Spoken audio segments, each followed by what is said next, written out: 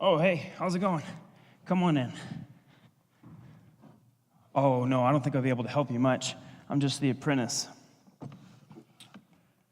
Yeah, the blacksmith, he's out till lunch. I'm here trying to get everything else taken care of for the day. Oh, you're interested in those things? Well, most of them have a pretty cool story to me. They're kind of personal, so if you're looking to buy them, they're not for sale. Oh, yeah, that's called a delabra. We soldiers use it for a couple of reasons, but mostly to clear out the bush and just get ready for camp. What was that? Oh, you heard about me? Would you Google me? No, I am that guy, yeah. And that spear, actually, the one you're pointing at, that's the one that everyone talks about. But it definitely has a story to go with it. So if you want to hear about it, it's going to take a second. All right. Well, I'll start at the beginning. I was assigned here in Jerusalem for a year. Hated it. These Jews with all the ridiculous, legalistic, religious hogwash. Can't eat bacon. Can't say this. Can't touch that. Can't lift a finger on the Sabbath. Don't say this. It's ridiculous. So when I got moved to execution duty, well, let's just say it didn't bother me. I couldn't stay in this place and these people. I was glad for every chance I got to kill one of these filthy Jews. It was a great way to pass the time, I guess. Got really good with that thing, too. Morbid, I know. It was just a normal execution day, except that it was a Jewish holiday, which, seriously, what day isn't a Jewish holiday around here? So, because it was a Jewish holiday, it was one of those times that Pilate decided we're going to let someone go. We're going to let this one guy go. We had 3 guys set aside, and then Pilate threw in a 4th guy at the last second. And I've always hated this one because, like, it's as if your lucky number gets called and all of a sudden all your crimes are just forgiven. It doesn't make sense to me. So, like as if someone can just forgive you like that. It's ridiculous. There were these guys scheduled to be executed that day. So we ended up getting 3, which we thought we were only going to get 2. But the one guy that came, it really stood out. They really let him have it. Some of these Jews really hated each other, but they let us Romans be their brass knuckles. They didn't want to get their righteous hands dirty, you know. This guy had apparently made a claim that he's a king or something. Whichever one the Jews voted for was going to be released, and apparently they didn't like this king. So, whenever he didn't fall in line with what the Jews wanted him to follow through with, he got sent up to Golgotha. But whatever he did, he must have really upset some of them, because they literally gave him the royal treatment: cat o' nine tails, clubbing, and he got some twisted briars put on his head as a fake crown. They put a purple robe on his back and then bowed down to him in sheer mockery, just for the fun of it. By the time he got to me, you could hardly recognize him as human.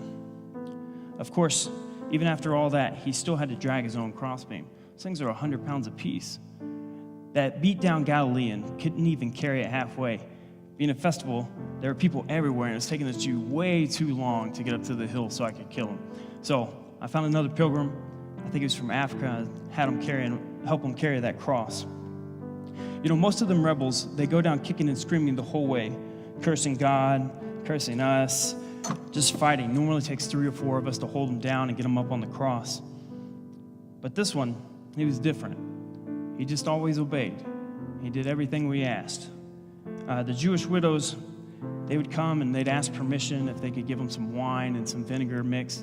That way it would kind of numb the pain from the nails going through. Kind of like this, but a little more flat head. We'd send it through their wrist and just hold them up as we lifted them to the cross. But this guy, that was the only order he disobeyed. He didn't want any wine or vinegar to numb his pain. Strange. So even when I'm cussing him, screaming at him, kicking him, he still just kept going, still kept carrying the cross towards Golgotha. He said very little words. And then as we're putting him up on the cross, he mustered up his strength and started praying to his God, calling him his Father. He said, "Father, forgive them, for they don't know what they're doing." Was he talking about me? This condemned criminal was asking his God to forgive me? People say the craziest stuff when they're dying, but I'd never heard that one. It got to me. Because I was thinking about all the things that I've done in my life that I need forgiveness for.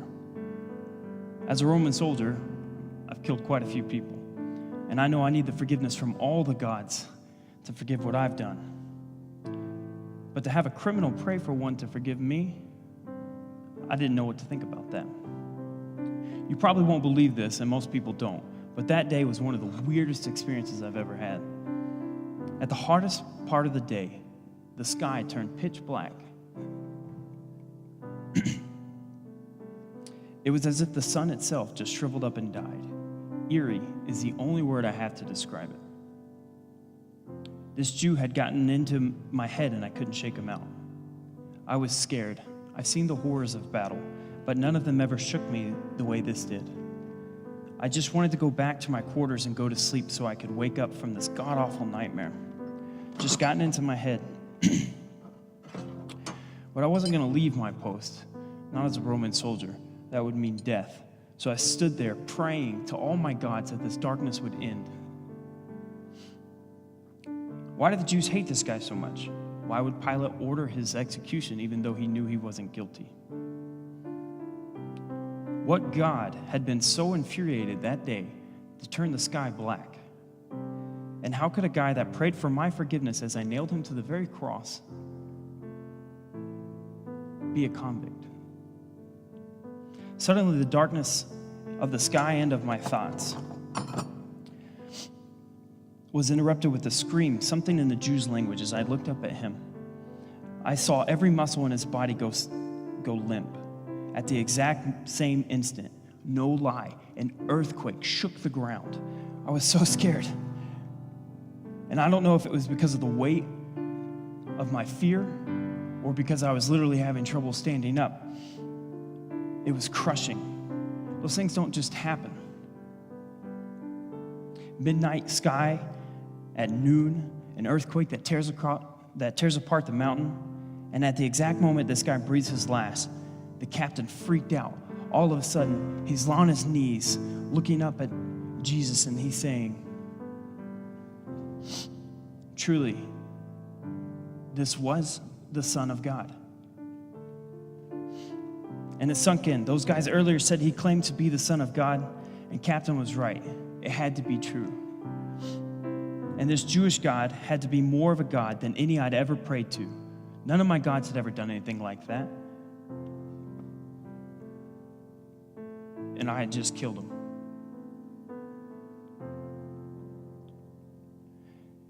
This had to be the most horrid, unforgivable thing that I've ever done.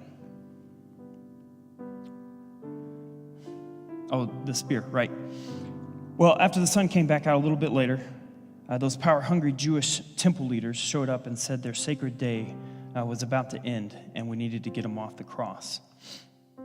And so the one on the left and the one on the right, I bashed their knees in and broke them, and of course they died faster. But Jesus himself had already expired. He had already breathed his last. And so I looked at the captain and I wondered, like, do I need to do this? I mean, I didn't even want to touch him. I was so scared. Like, when he died, everything went crazy. I'm not touching him. And so the captain ordered me to go ahead and just spear him. And so I took that spear in your hands and I jabbed it in his side. And the water and the blood splashed into my face. And it was something that I just wish I could just forget. I was so shaken, the captain let me resign the next day. But instead of going home like I've been dreaming about for 9 months, I decided to stick around. This Jewish blacksmith here, he needed a striker, and I needed a change in careers. So I stayed here so that I could continue learning. I'm searching with an open heart. I want to learn more about this God of the Jews. I haven't figured everything out yet. But I do know this. That guy really was the Son of God. And I really do need him to ask his Father to forgive me. So I keep that spear, not to remember my crimes or my sins, but my forgiveness as well. Well, I better get back to work. My master's going to be back soon. I hope you find all the answers that you're looking for. Me too.